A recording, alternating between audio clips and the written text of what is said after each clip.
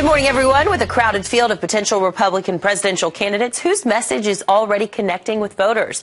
Pollster and Fox News contributor Frank Luntz breaks down the language of some of the most watched GOP hopefuls. Good morning, Frank. Thanks for being with us.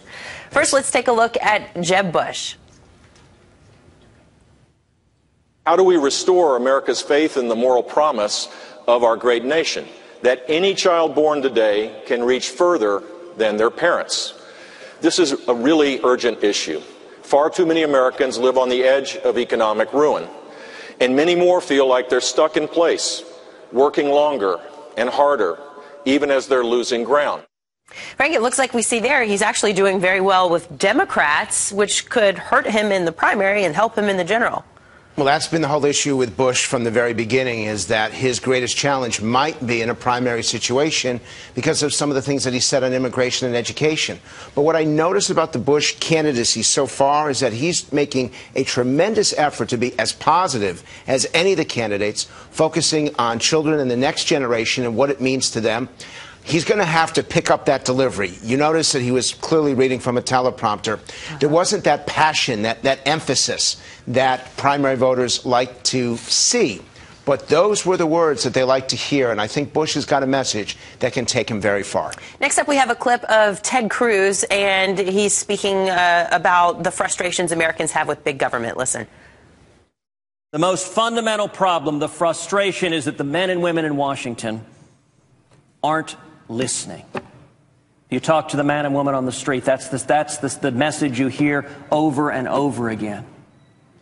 Why don't they listen to me? Why don't they hear what we have to say? Our elected officials, they get to Washington and they stop listening to the people. You certainly see his passion there. And not only do they see the passion, but they all agree, whether you're a Democrat, Independent, or Republican, it's one of the greatest frustrations with Washington right now. It's why Cruz, who has tremendous challenges with his colleagues here in D.C., is such a popular hit in places like Iowa and New Hampshire. They look at him and they say, this is someone who says what he means and means what he says. Now, the challenge for Cruz is the opposite of Bush, that those are words that work really well in a Republican primary. The question is whether Cruz can deliver a message that wins over conservative independents and even a few Democrats. But I will tell you that of all the clips that we've tested, that is the #1 clip, the #1 language so far among 2016 candidates. Right, and that's who you're polling here are swing voters in Michigan, I understand. Next up, we have a clip of Rand Paul, who is talking about folks being upset with government spending. Listen. Government is inherently bad at picking winners and losers. Think of the billions spent on the war on poverty over many decades. Government spending doesn't work.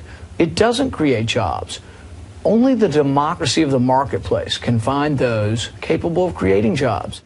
Frank, you say that Rand Paul can have a problem sometimes seeming too intellectual to the average American? When you ask people and you listen to the different clips of the different candidates, Rand Paul wins for being the most intellectual and the most philosophical. And that is great to 18 to 29-year-olds who are looking for something to believe in, not just a candidate, but a philosophy.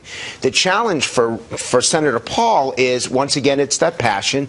And can that messaging, particularly on foreign policy, which is important to a Republican electorate, will his slightly different point of view than other Republicans, will that carry? But I'm going to tell you, based on what we've done so far, Rand Paul is going to have more young people in Iowa and New Hampshire than any of the other candidates, and his message is clearly getting through to college students.